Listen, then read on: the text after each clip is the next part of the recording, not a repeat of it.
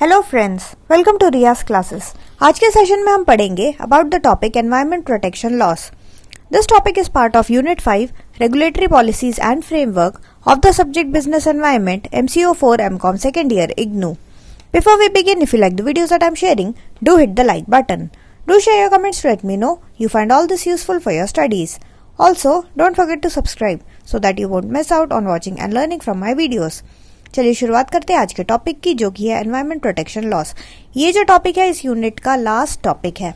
चलिए शुरुआत करते हैं। सो एनवायरमेंट प्रोटेक्शन लॉस हम पढ़ रहे हैं और एनवायरमेंट को हमें प्रोटेक्ट करना है किस चीज से? मेनली हमें उसको प्रोटेक्ट करना है पोल्यूशन से। सो अगर हम पोल्यूशन की बात करें, पोल्यूशन आपको पता है क्या होता है। पोल्यूशन से हम जो है, पोल्यूशन एक तरीके से टॉक्सिक चीज है, कोई ऐसा चीज जो कि हमारे एनवायरमेंट में घुल जाए। ठीक है, हमारे एनवायरमेंट में वो चीज एमिट हो रहा है, वो एनवायरमेंट में डिस्चार्ज हो रहा है, किसी भी तरीके का टॉक्सिक चीजें या फिर किसी भी तरीके का पॉइजनस गैसेस हो गया, एफ्लुएंट्स हो गया, किसी भी तरीके का सॉलिड वेस्ट वगैरह जो कि हमारे एनवायरमेंट में हार्म करता है, एनवायरमेंट के सारे चीजों को हार्म करता है, चाहे वो नेचुरल चीजें हो, चाहे वो फिजिकल सेटिंग हो हमारे एनवायरमेंट का, उसको हार्म करता हुआ चीज हार्म कब करेगा? जब उस एनवायरमेंट में जो भी लिविंग जीव जंतु है, चाहे वो ह्यूमन बीइंग्स हो, चाहे वो प्लांट्स हो, ठीक है, चाहे वो एनिमल्स हो, चाहे वो छोटे छोटे माइक्रोब्स हो, उन सबको वो जो है वो हार्म करे। वो हमारा पोल्यूशन कहलाएगा। और पोल्यूशन के टाइप्स आपको पता ही है, it could be air pollution, water pollution, land pollution, किसी भी तरीके का पोल्यूशन जो है वो पोल्यूशन ही कहलाता है। और पोल्यूशन अभी इतना ज्यादा क्यों हो रहा है? वो इसलिए इतना ज्यादा हो रहा है क्योंकि बहुत ही ज्यादा ग्रोथ हो रहा है, बहुत ही ज्यादा एक्सपेंशन हो रहा है। और ग्रोथ और एक्सपेंशन से क्या होगा? मैन्युफैक्चरिंग सेक्टर्स वगैरह जो है, मैन्युफैक्चरिंग इंडस्ट्रीज हो गया, मैन्युफैक्चरिंग ट्रांसपोर्ट, अभी अगर आप आज के टाइम पे देखो कितना ज्यादा ट्रांसपोर्टेशन के लिए चीजें बन रही है ना, रोड्स बन रहे हैं, ये बन रहे हैं वो, बट उन सबसे ना पोल्यूशन भी हो रहा है। एयर पोल्यूशन हो रहा है, वाटर पोल्यूशन हो रहा है, लैंड पोल्यूशन भी हो रहा है। सो ये सारा चीजें जो है, एयर, वाटर, लैंड पोल्यूशन, ये सब पोल्यूशन के पार्ट ही। और इन सब से क्या हो रहा है? हमारा जो एनवायरमेंट है, एनवायरमेंट जो है वो प्रदूषित हुआ जा रहा है। ठीक है, सो जो प्राइमरी सोर्स, अगर हम एयर पोल्यूशन की बात करें, एयर पोल्यूशन का प्राइमरी पोल्यूशन क्या है? डिस्चार्ज ऑफ फ्लाई ऐश होता है। ठीक है, जो फ्लाई ऐश जो डिस्चार्ज होता है, that is the main source. उसके अलावा the relapse of carbon dioxide gas through emission of smoke from thermal power plant, factories and industrial establishment. ठीक है, सो किसी भी तरीके का जो है, जो पहले तो जो बिजनेस ऑर्गेनाइजेशन जो मास में, लार्ज स्केल में जो स्मोक वगैरह जो बाहर जा रहा है, बाहर जो एनवायरमेंट में जा रहा है, that causes your air pollution. And जो सेकेंड मोस्ट है जो आपका पोल्यूटेंट में आता है, जो कि एयर को पोल्यूट करता है, दैट इज अवर ऑटोमोबाइल। ठीक है, जो भी ऑटोमोबाइल होते हैं, ऑटोमोबाइल में से जो एग्जॉस्ट होता है, सो दैट पोल्यूट्स अवर एनवायरमेंट। और उसमें बहुत ही ज्यादा जो है टॉक्सिक गैसेस जो है बहुत ही ज्यादा मात्रा में होता है। ठीक है, सो ये जो है काफी ज्यादा हमारे एनवायरमेंट को हार्म करता है। फैक्ट्री की चिमनी हो गया, किसी भी तरीके के लोकोमोटिव हो गया, ये सारा हमारा एयर पोल्यूशन करता है। अगर हम वाटर पोल्यूशन की बात करें तो वाटर पोल्यूशन जो होता है मेनली किससे कॉज होता है? जो भी इंडस्ट्री है वो अपना वेस्ट जो है वो रिवर में बहा देते हैं। ठीक है, जो नदी है, नदियों में अगर आप बहा दोगे अपने वेस्ट वगैरह, वो भी ऐसे वेस्ट जो कि टॉक्सिक है, ठीक है, तो वो चीजें जो है हमारे रिवर को, हमारे लेक को, हमारे कोस्टल वाटर को जो है वो चीज प्रदूषित कर देता है। और ये लेक को तो पोल्यूट करता ही है। पानी जो है, पानी प्रदूषित हो जाता है, उसमें जो ऑर्गेनिजम्स रहते हैं, जो फिश रहते हैं, जितने भी लिविंग बीइंग्स उसमें रहते हैं, वो सब भी जो है उसके शिकार हो जाते हैं। सो ये जो है बहुत ही ज्यादा जो है हार्मफुल है। अगर हम लिक्विड वेस्ट डिस्चार्ज की बात करें इंडस्ट्री से, बड़े बड़े इंडस्ट्रीज से बहुत ही भारी मात्रा में ये जो टॉक्सिक वेस्ट वगैरह है निकलता है। ठीक है, सो पेट्रोकेमिकल्स हो गया, पेस्टिसाइड हो गया, अगर हम फर्टिलाइजर्स की बात करें, टेक्सटाइल इंडस्ट्री, शुगर इंडस्ट्री, इन सब से जो डाई और पेंट का तो और ज्यादा खतरनाक। ठीक है, जो डाई और पेंट इंडस्ट्रीज है, फिर उसके अलावा जो डिस्टिलरीज हो गया, ऑयल रिफाइनरीज हो गया, सो इन सब से जो है भारी मात्रा में हमारे जो रिवर है, जो भी वाटर बॉडीज है, उनमें जो वेस्ट जो है वो डिस्चार्ज होता है वो उसको बहुत ही बुरी तरीके से पोल्यूट कर देता है। सो ये हमारा वाटर पोल्यूशन हो गया।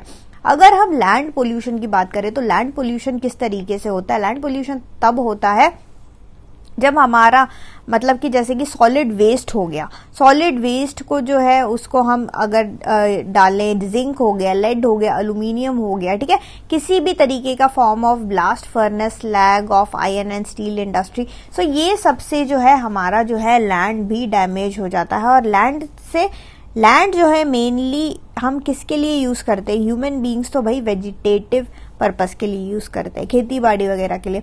सो ये सारे जो गंदे चीजें को अगर आप सॉइल में डालोगे तो हमारा सॉइल पोल्यूट हो जाएगा और हम उसमें जो है वेजिटेशन जो है प्रॉपर तरीके से नहीं कर पाएंगे। सो ये सारा जो मेन एयर हमारा, वाटर, लैंड, अब ये सारा का सारा जो है वो पोल्यूट जो है दिन भर दिन बहुत ज्यादा तेजी रफ्तार से जो है पोल्यूट होता जा रहा है। तो हमारे जो है गवर्नमेंट ने देखा कि भाई ये जो है बहुत ही खतरनाक है, ठीक है। और जो यूनाइटेड नेशंस कॉन्फ्रेंस है ऑन ह्यूमन एनवायरनमेंट, ये एक हेल्ड हुआ था हमारे स्टॉकहोल्म में इन जून 1972, जहां पे हमारा भारत देश भी गया था, ठीक है। हमारे यहाँ के इंडिया के रिप्रेजेंटेटिव्स भी वहां गए थे और वहां पे जो है डिफरेंट लेजिस्लेशन बनाए गए। वहां पे ये बोला गया कि भाई एनवायरनमेंट को जो प्रोटेक्ट करना है बहुत ज्यादा जरूरी, और एनवायरनमेंट की कंडीशंस को इम्प्रूव करना भी बहुत ज्यादा जरूरी है। सो इन सब के चलते इन्हीं सब जो भी कॉन्फ्रेंसेस हुए, इन्हीं में से हमारे डिफरेंट टाइप्स ऑफ लॉस वगैरह निकल के आए, डिफरेंट टाइप्स ऑफ एक्ट वगैरह निकल के आए, चाहे वो एयर के लिए हो, चाहे वो वाटर के लिए हो, चाहे लैंड के लिए हो, ठीक है। सो हम जो है अपने एनवायरनमेंट को प्रोटेक्ट करने के लिए हम पूरा का पूरा एनवायरनमेंट प्रोटेक्शन एक्ट ही लेके आ गए, ठीक है। So we got our environment protection act in 1986, ठीक है। सो यहाँ पे हम लोग एनवायरनमेंट प्रोटेक्शन एक्ट भी लेके आए, air prevention control of pollution act को भी लेके आए, similarly water prevention and control pollution act को भी लेके आए, ठीक है। सो जो इम्पोर्टेंट एक्ट्स हैं जो हमको पढ़ना है, जो आपके बुक्स में आपको दिया गया है, उसमें से सबसे पहला जो हमको पढ़ना है that is your water prevention and control of pollution act 1974। सो इसके नाम में ही है ये वाटर से रिलेटेड है, हमें प्रिवेंट करना है और कंट्रोल करना है ऑफ पोल्यूशन। यहाँ पे हम क्या कर रहे हैं? प्रिवेंट कर रहे हैं और कंट्रोल कर रहे हैं किसका? पोल्यूशन का। और कहाँ पे? ये वाटर के लिए। ये एक्ट हमें मिला 1974 में।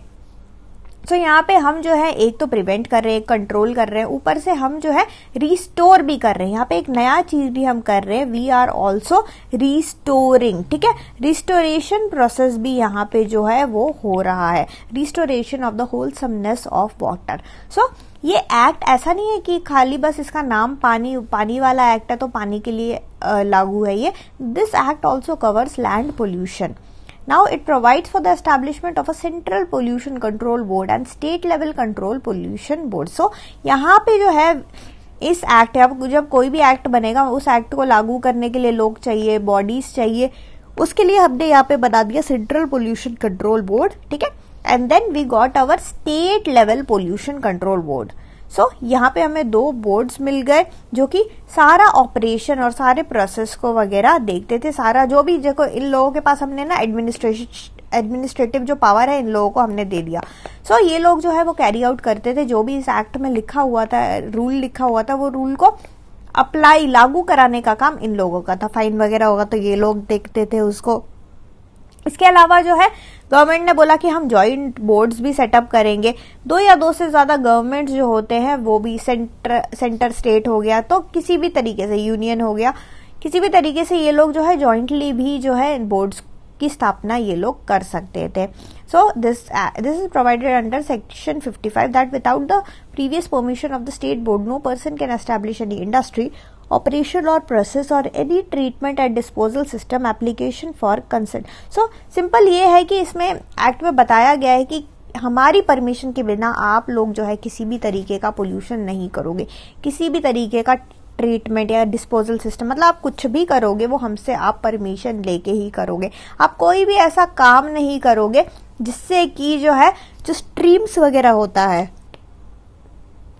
जो स्ट्रीम्स वगैरह होता है आप पोल्यूट नहीं करोगे, आपको बिल्कुल भी परमिशन नहीं है। सो ऐसी चीजें जो होती हैं जो डायरेक्ट पोल्यूशन करती हैं वो सारी चीजें जो है इट इज प्रोहिबिटेड।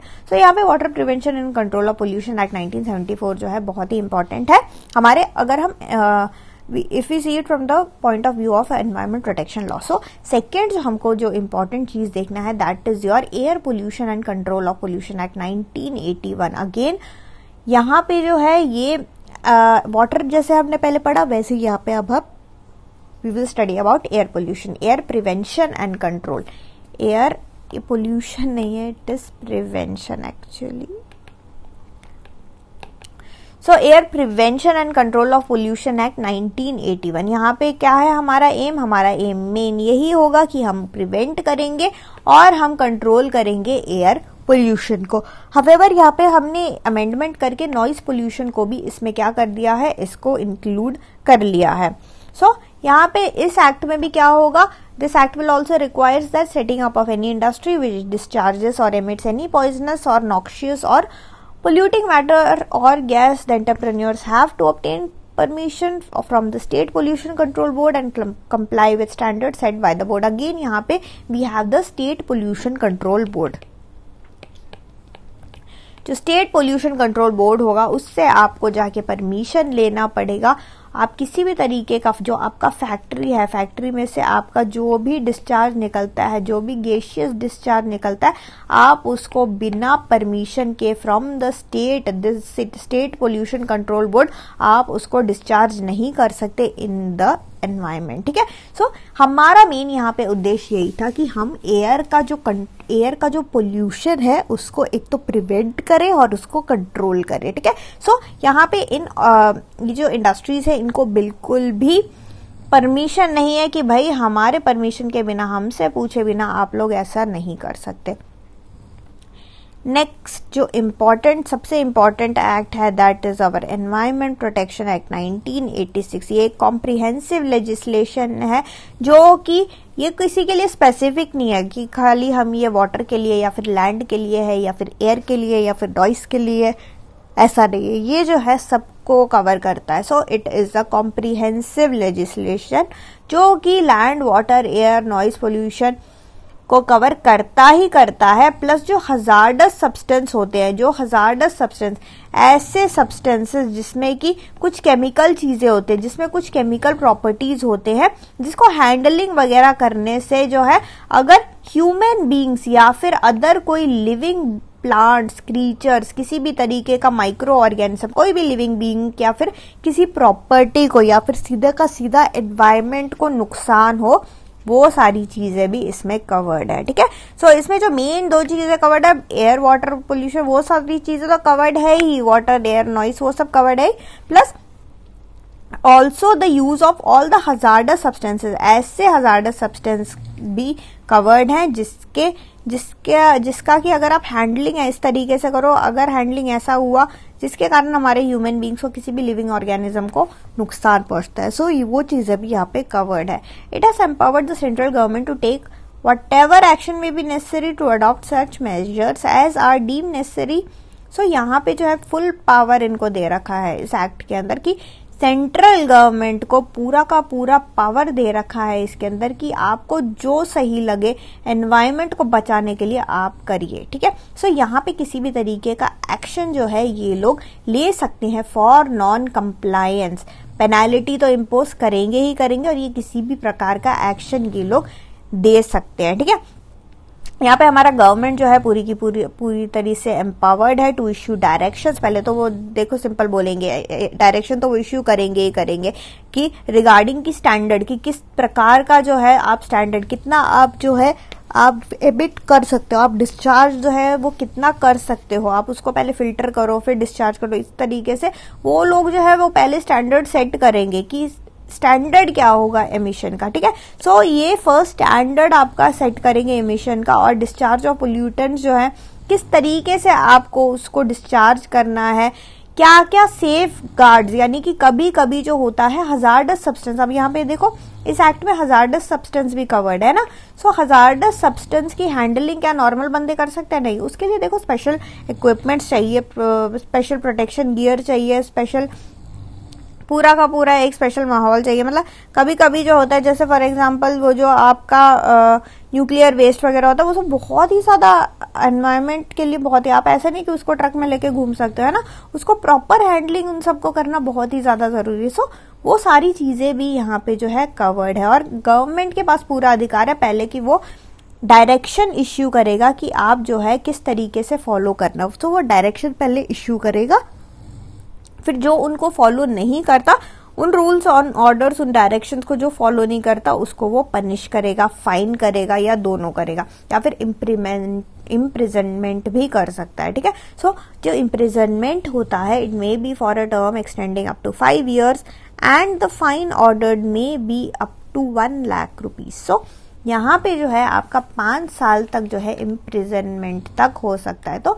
ये जो है काफी ज्यादा सीरियस चीज है। ठीक है, यहाँ पे गवर्नमेंट के पास काफी ज्यादा हमने क्या दे रखा है, यहाँ पे पावर दे रखा है, और भाई पावर तो देना ही चाहिए, क्योंकि यहाँ पे जो है हमारे एनवायरनमेंट की बात आती है, यहाँ पे सारे लिविंग बींग्स की बात आती है। यहाँ पे एनवायरनमेंट प्रोटेक्शन एक्ट एक अम्ब्रेला एक्ट जैसे है, जो कि सबकी सुरक्षा जो है करने का इसने